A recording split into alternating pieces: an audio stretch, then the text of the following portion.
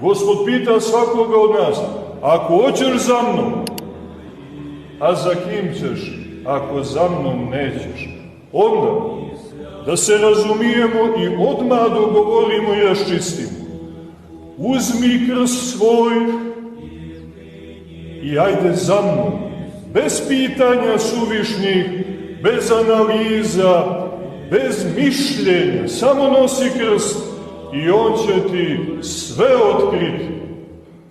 Otkriće ti tajne, istine, punoću za koju nisi ni slutio da postoji. Tačnije, otkriće ti mene, a kroz mene i carstvo Oca moga, dejstvom Duha Svetoga koji uvodi u istinu, ali ne bez krsta.